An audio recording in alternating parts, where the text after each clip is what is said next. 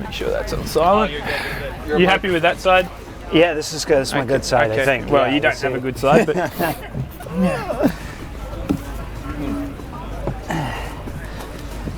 sorry, I'm just getting changed here. Don't worry. I'll introduce you. yeah, you're right, mate. I came prepared, Like a professional, ready. Yeah. true professional. Professional, yeah. Came to do my job. Yeah. But you take your time. You take your time. Don't worry, everyone. Lionel's just. Yeah. Thanks for everyone being here on time. I really appreciate it. Just we just got to wait. Live changing session. Yeah. Coming from Arizona, guy. It's been freezing cold here. Are we live on there? Yeah. Yeah, we're live over there? Okay, awesome.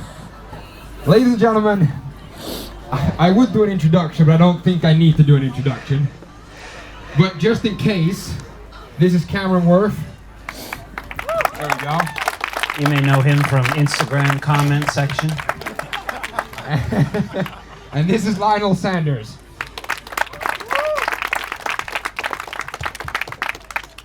I think what we're going to do is we're going to address a certain YouTube video that was also put on Instagram. I don't know who wants to start, but I have 2 words for you guys. Sniveling rat. I've never used that term in my life. It's very offensive, but It's the easiest way to describe him. I mean, obviously people are very intrigued by the coaching situation. I just want to make it clear I've inherited a very broken system. It's broken, and we're going to rebuild it from the ground up, and he's going to start by watching Iron Kids tomorrow. So I'm just listening to the coach here.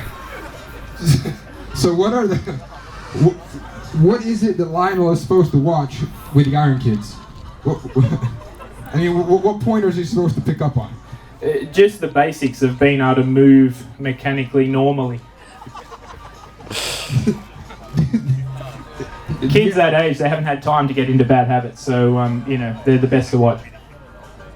I haven't got many comebacks for that one, unfortunately. Lionel, you're coming from Arizona. The weather's a bit different. How's the body? There's a bit of a jet lag. I think a lot of people here, including me, are wondering how the heck do you do it with the jet lag?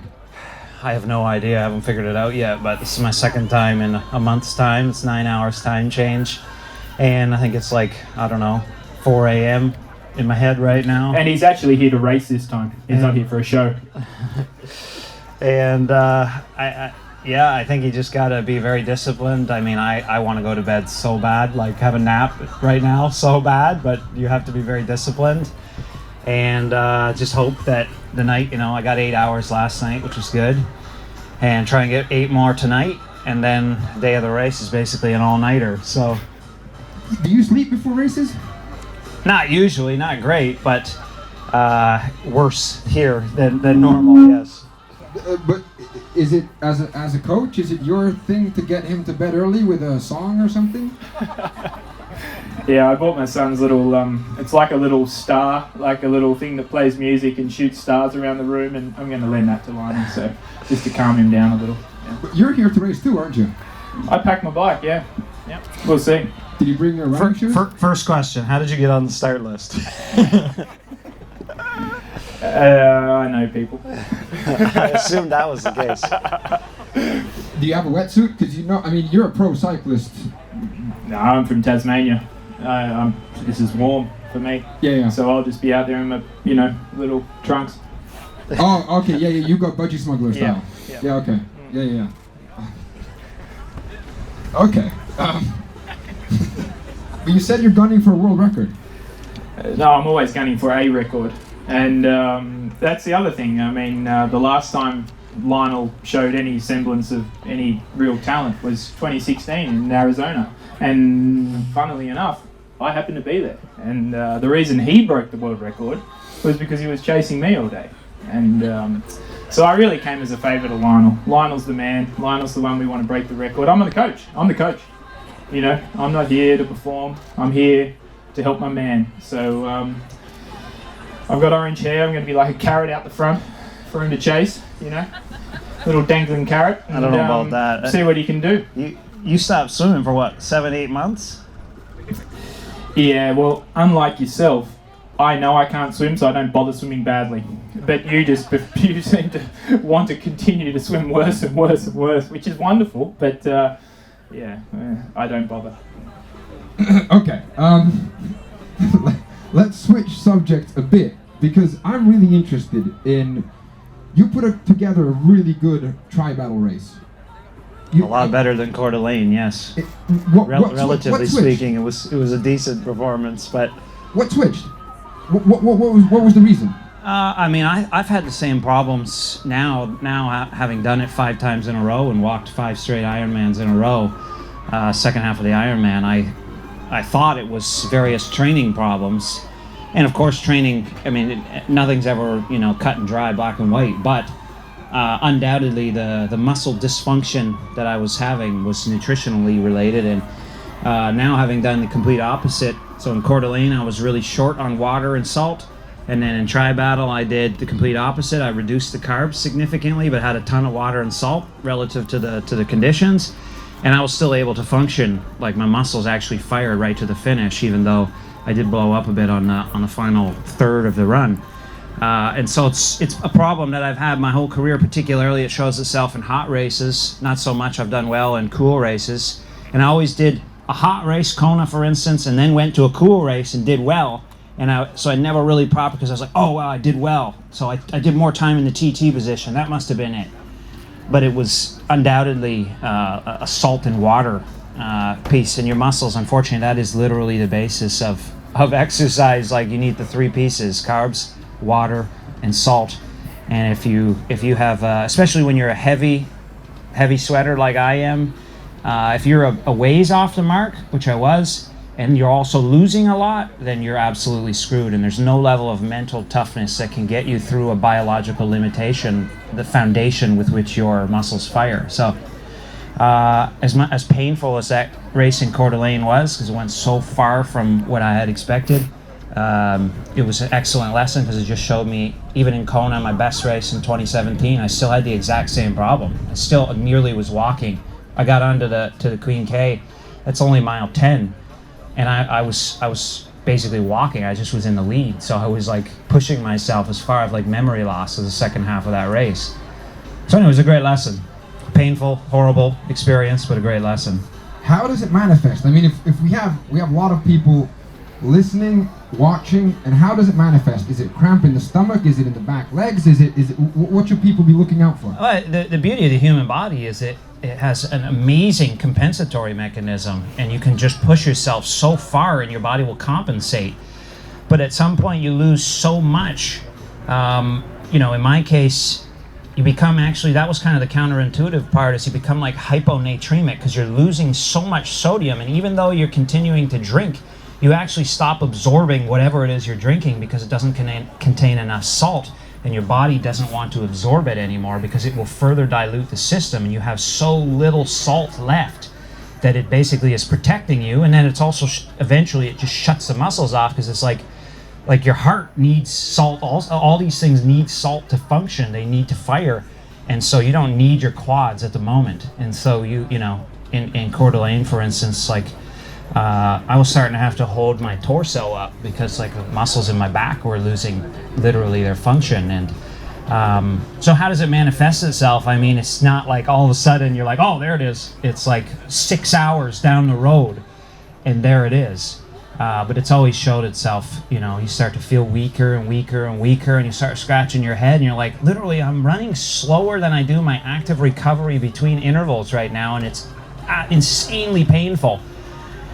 And you just scratch your head, and you do it 5 times in a row in Ironmans and have horrible, painful experience, and you start to say, I wonder what in the world is causing this. Maybe this is a solvable issue. So now, converse to that is I'm not going to sit here and say I've got it all solved, but I think tri-battle was proof, at least, that I'm moving in the right direction. What did you learn from tri-battle? Because you looked at Jan Frodeno is insane. I was going to go down that road. Yeah. He's considered the GOAT, the greatest of all time. I don't really understand how you couldn't consider it. Like, I mean, he has all the titles. He has all the records and all the titles. So, I mean, you can't take that away from him. He's an amazing athlete, and he really has no no need to continue to do this really. Like he's got everything. There's nothing more to do. So now that was what was intriguing about the tri battle is he already held the world record, and he saw more time on the table, and that's very inspiring to be around someone who, even though they have it all, now they're just doing it for the love of the sport. And so that I would like to model myself after that. I would like to continue to do this just for the fun of doing it and the fun of pushing myself and the fun of learning more. And interestingly, in Challenge Miami, he had a robe on. We were all sitting there. There's 15 minutes in between. It's windy, and he's the only guy of 80 pros who has a robe on. And I'm like, where did you come up with that? Have a robe for a non-wetsuit swim? He's like, every one of these races I think is something new, and this is one that I thought of when I was sitting like you guys, freezing cold after a non-wetsuit warm-up. And I just thought that was fascinating, the level of thinking that's going on. I mean, I looked at it and I thought it was pretty cocky to the point where I actually noticed that it's very, very important. You have a lot of opinions about athletes. I know that. Do you consider Jan Frodeno to be the GOAT? Absolutely. Yeah, I mean, he's done everything. He's the benchmark of the sport. So he's the guy that gets you out of bed in the morning, wants you to, he doesn't have a weakness.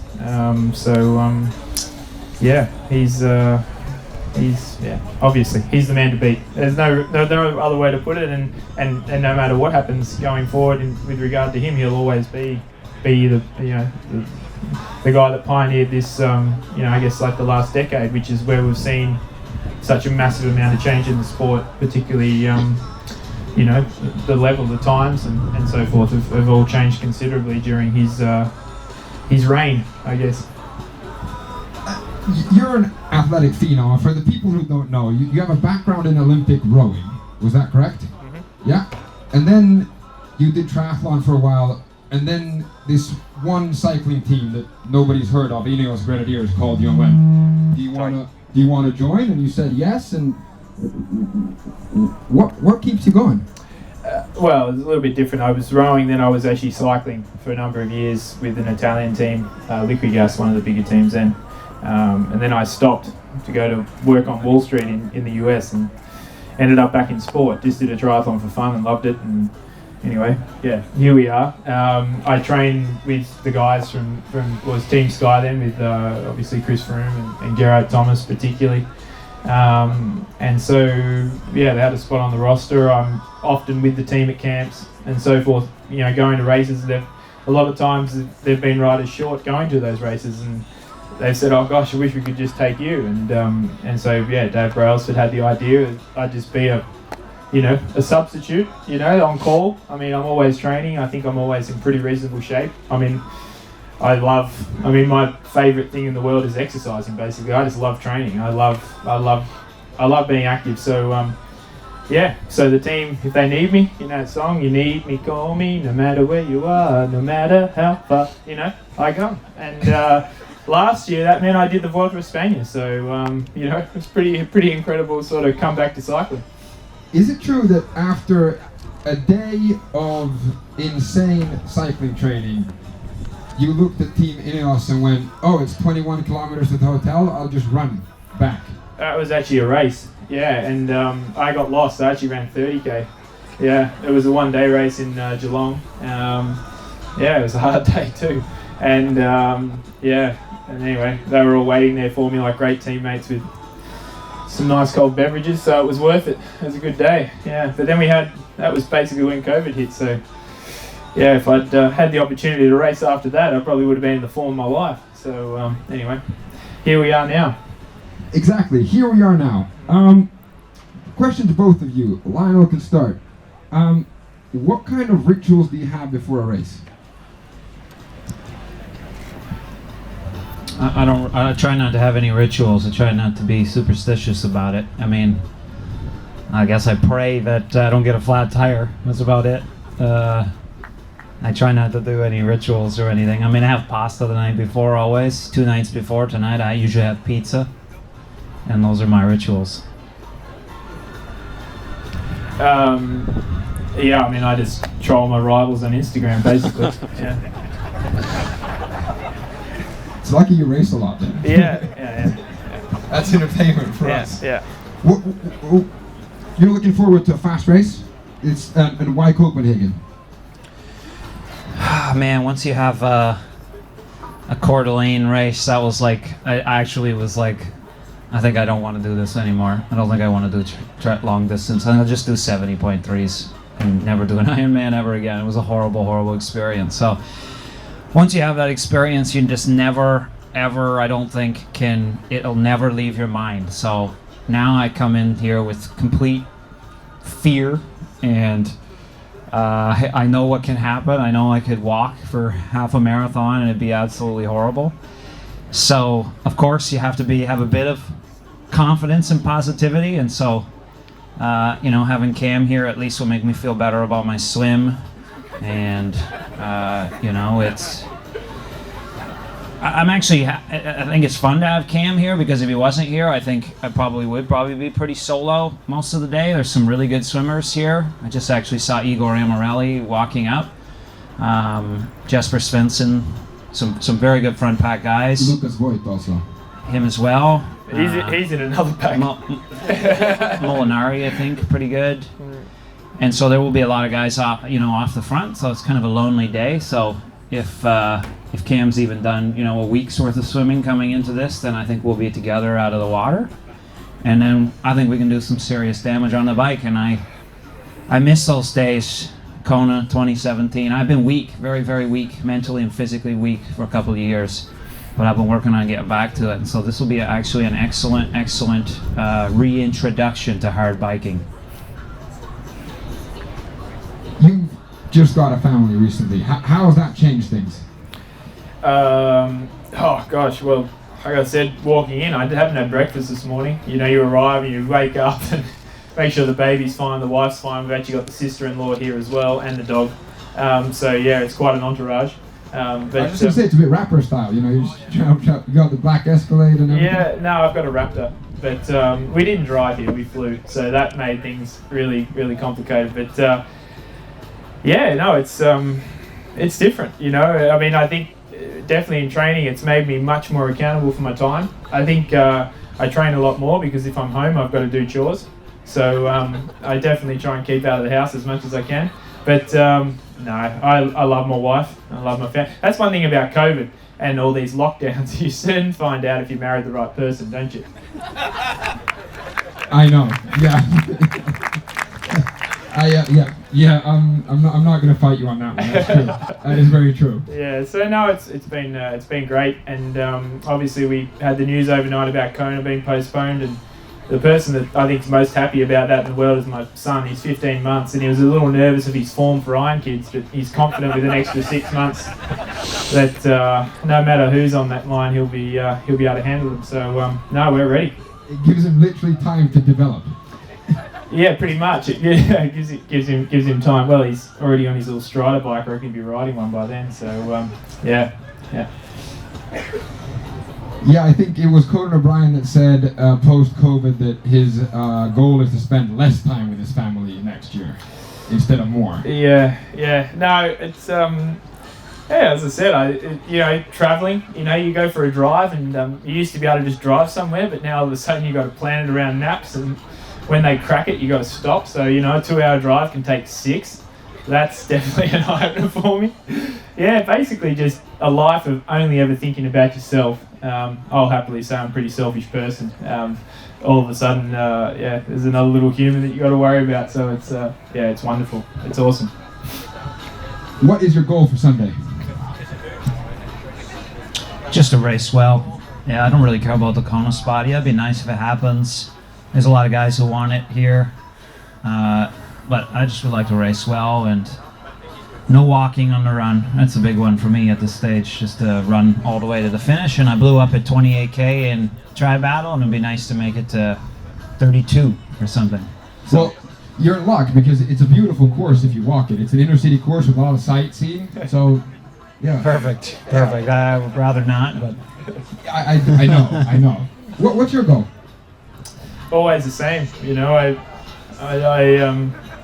To win, and go as fast as possible. I certainly I just get through the swim first. That obviously dictates a lot. You know, I can be in the front and I can be out the back. So, you know, I've been behind Lucy Charles before in the swim, out of the water. So in Kona, I think I'm definitely, well, Lionel actually. Lionel and I share that it's quite an honour in that we were probably the first people in the history of Kona to be behind the women to then lead the race. Well, I was just going to say, but that means you are a front pack swimmer, just wrong division. The wrong division, yeah, exactly. But no, my story is in Kona 2015, Daniela Reef was coming out of the water at the same time as me and told me to get out of the way. Actually. I've actually got a bad one from that too. I was there as an age grouper that year, and I was on the bike, and I'd ridden through, ridden through the age groups, ridden through most of the women, and it was about 10, near the airport, and I almost caught Daniela, and she started going away from me. And you're a pro cyclist. Yeah, I'd literally just finished pro cycling. Oh, she's amazing. I love the girls in this sport. They're wonderful. They are awesome, definitely. Okay. How about we open up the floor for some questions? If we have a time for a few, I don't know how many a few is. When my mom says she's done a few minutes, it can be anything from 10 to 15 hours. Can I just one thing? And this is coaching, but it's public coaching. You know, we're going to make this a relationship public. When Lionel was talking, you know, about worrying about, you know, flat tire, etc. Funny, I'm kind of similar. I actually always plan for the worst possible scenario. So the worst swim, you know, the bike. I set the bike up pretty simply. I just run normal tubes and tires. So if I do have to stop, I just change it, you know. And then it's not till I'm on the run I actually feel confident, because I feel like nothing can go wrong at that point. But I feel like if you, in an Ironman, if you plan for the worst, well, generally, the worst will never happen the whole day. So it's only going to get better from there. So, yeah, that's first tip. Yeah. Well, thank you. I appreciate that. I was very fearful of the flat tire, and we had a spare rim just sitting in the living room. And all of a sudden, Aaron would say, "Flat tire," and start the timer, and I would change a flat tire. And it actually came into use in ITU Long Course Worlds in 2017. I got a flat tire coming down one of the descents, and then stopped, and I was like zen, like absolute clarity, no panic, and I changed it in under 4 minutes and got back on the bike, and it ended up going really well. Well, that leads us into a next question, actually. I mean, because you guys do sound prepared for everything. Any tips for people that start out or have done this for a long time, or first timers or 10 timers alike, or I'll take this because it relates to Lionel too. Learn how to swim. If you cannot get through the swim, you've got to get through that first before you even worry about the bike or the run. The swim can be a nightmare if you can't be a strong swimmer. So the most important thing, make sure you can swim. Yeah, sorry. It sounds like you're 6 months late with your advice. But, you know, when I say make sure, just be confident. Doesn't matter what time, doesn't matter if it takes 2 hours. Be comfortable out there for 2 hours, but just make sure you're very comfortable with the distance, because that's going to make the rest of the day a hell of a lot better. You can get pretty flustered and pretty stressed out being stuck out in the water with it not going how you want. So, yeah, get through that first and then start to work on the bike. Get through that, then worry about the run. All of our issues are different, aren't they? Some people here are great swimmers and poor swimmers, and heavy sweaters, light sweaters. If you're a heavy sweater, one lesson I learned recently, even though it's cool, you still lose a lot over the course of 7 hours, is if you're a heavy sweater, this is the tips, is it's better to oversalt than undersalt, because if you oversalt, then you just get really thirsty and you drink more and you keep pace with your sweating better. And if you undersalt, well, actually it's the opposite. And this was an intriguing piece of the Coeur d'Alene race, was I was severely dehydrated, but I'm not thirsty at all. And I was like, what is the reason for that? And the reason for that is actually your thirst mechanism turns off because you're hyponatremic and your body's trying to get you to stop drinking and stop diluting yourself. And so better to oversalt than undersalt if you're a heavy sweater. And then in terms of the mental side of things, I mean, no expectations of yourself. Like, when you put unnecessary expectations on yourself, you just, it's better to be pleasantly surprised and have very little expectations and the goal is to get to the finish line and having enjoyed the day. And if you do it really fast, then that's just a pleasant surprise. And you always win with that. That actually brings me to a question before we go into Q&A. I'm sorry for hogging the microphone, but just one quick thing. You'll never come back from dehydration, but you can come back from being out of fuel. That's an excellent tip as well. So, yes, or observation. Really, yeah, Lionel's onto that. So just, yeah. I had misattributed my problems to low carbohydrate, actually. And I started to think to myself, it's like, I've never been hungry. I've never felt hunger ever in a race, in a long distance, or never. I've never felt hunger. Do you eat solids or is it just gels? Or It's just carbohydrate, just pure carbs. Like, no, yeah, not solid, always liquid, either gels or Gatorade. And so I thought to myself, I was like, why are you so I'm always putting more carbs in. Like, I had this long ride going into the Coeur d'Alene race where I had this, basically what was happening in the race, and the misattribution was I was low carb, so I upped the carbs. And actually, if you up the carbs but don't up the fluid, it actually has the reverse impact, because to absorb those carbs you need more fluid, so it further dehydrates you. And it was a misattribution of the problem, and I've misattributed the problem for years. And if you're at 600 milligrams of sodium consumption per, for me, liter usually, and you're losing 1,350 grams per liter. I mean, you're not grams, milligrams. I mean, think about that, multiply that by, I'm losing over 2 liters, so I'm down about almost a gram and a half per hour, multiplied by, it comes at hour 6 usually, like clockwork, really. If it's hotter, it's 6.5 hours. If it's cooler, it can be if it's the opposite of that. If it's hotter, it's 5.5. If it's cooler, it's longer. But you're down, 8 grams of salt, or sodium, not salt, by 6 hours, and that seems, for me anyway, to be the point with which the muscles and body stop functioning properly. But anyway, these are my problems. I mean, we all have different strengths and weaknesses, and so it's about managing those and racing to the best of your ability with the strengths and weaknesses that you have. And that's actually why we always tell the athletes not to put on those wetsuits too early, because it is 5 hours to 6 hours where the body just shuts down. That's the time period you have if you don't take care of it. And if you're standing in your wetsuit for too long, you get to the 6 hour mark and that's it.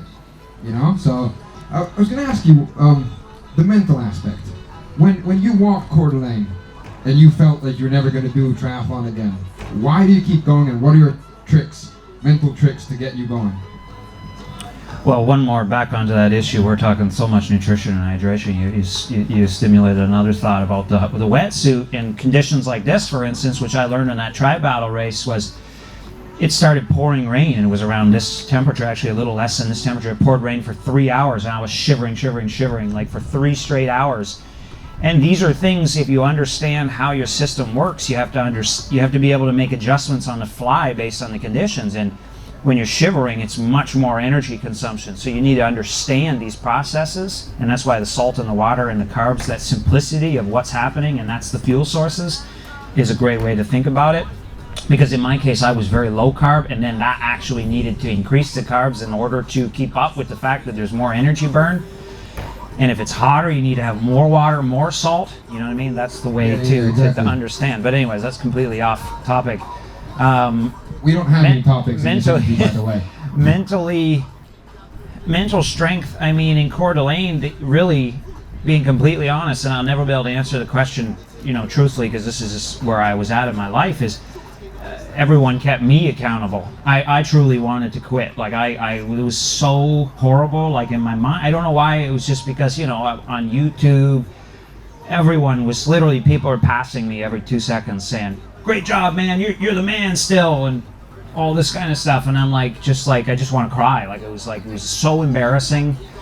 I literally don't do anything else. I devote my life to this. Like, my sponsors pay me to do one thing, and I'm being passed by nearly 1,000 people running by saying, "Hey, you're the man." And it's like, I don't feel like the man at all right now.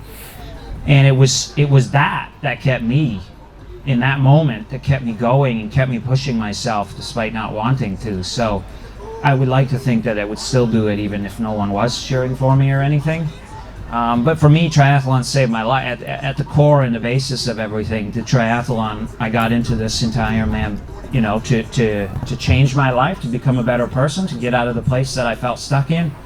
And it did that for me, and so I devoted my life to this, and I just happened to be good at it. And so it allowed me to keep doing it and not have to get a job and, you know, focus on getting better. And so I feel like I owe it to the sport to give it my best and see it through to completion. If my best is the world title, then that's great. And if my best was second in 2017, then that's great too. But I'm going to see it through to completion. Certainly in my eyes that you finished Coeur d'Alene, that certainly upped the respect, so well done for that. Do you eat solids in a triathlon? Do you eat solids when you cycle? Do you in cycling races, or how's that different? Yeah, we have a lot of rice cakes, to be honest, and sometimes bars, but pretty rare. But yeah, a lot of rice, particularly easier stages. But when it's hard now, and the level of cycling is much higher than it was when I was first racing, as in it's just more intense. It's very similar to this. It's just you just have gels all day, and that's all I have out on the course, gels and Coke, pretty much, and and of course sodium. I mean, I think all the pros have a good understanding of how much, except for Lionel, obviously, how much sodium we lose. So we keep an eye on that. But apart from that, it's just as many calories as you can handle. And for me, that's around 80 to 100 grams an hour. I can do pretty comfortably. It's one of the perks of being an Aussie. You know, growing up on the beaches, and you know, every time you want a snack, your mum goes and gets you an ice cream and a bag of lollies. So you're just used to dealing with sugar and a Coke and a Sprite, you know. So yeah, your stomach's pretty conditioned as a kid to take all that crap. So it's perfect for this sport.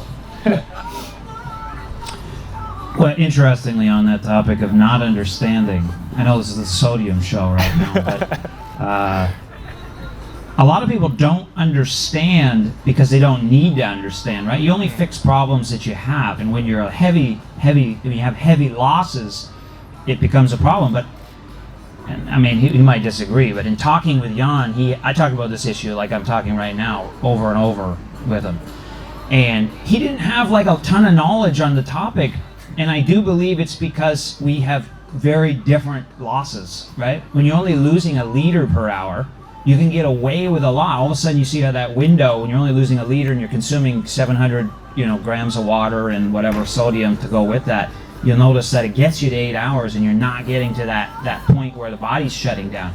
When you're losing 2.5 liters an hour, it happens, unfortunately, it becomes a problem. And I think I can't quite figure out if it's ignorance or if it's just some dudes have really high losses, like Brent McMahon, for instance, in talking with him. He has extremely high losses that are difficult to keep up with. And I don't know if I'll ever be able to do very well in hot races because the losses become so heavy. It's just insane. You know, over 3 liters an hour sweat rate at 1.35 grams lost per liter is 4.5 grams of sodium. In terms of sodium chloride, I mean, you're literally taking it's like 2 to 1. You're taking like 7 grams of sodium chloride an hour to try and remotely keep up with that. Anyways, topic change, sorry. Yeah, no, I was just going to say that, do you know everyone's sweat rate in the sport, or is that your first question to... You don't have to answer. Well, that's an interesting thing, right? Like, I have tested this stuff like crazy because it's a problem. And I think everyone looks at me like, what? You're just making excuses, guy. Like, just work harder and become a better athlete. And it's like, I mean, I am working really hard and I've done decently well. It's a guy, I think Bjorn Simbali was a big guy. Bjorn. Yeah, he's going to be here. Yeah. Very interesting. So I read an article that he wrote. I never met him before, but I read an article. He was, I think, I want to say about 180, 190 pounds in Kona. And he came to the conclusion that he basically had to do his own race, truly, he knew exactly what he could cycle at, exactly his losses, exactly what he could run at, and in order to have his best race in hot conditions, because he was a big guy and lost a lot, he had to stick exactly to the plan.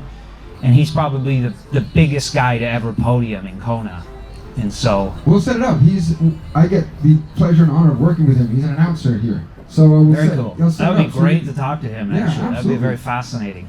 Maybe have him out there on the run to help Lionel with his. Is that all right, through his Coach? tricky moment. Yeah, Is no, that I'm all happy right? with that. You're- I'm happy with we that. can I'll have- be in front, we can so that doesn't outsource- affect me. Yeah. We can outsource certain parts of the program. Yeah. We'll put him on the hot spot on the run. Yeah.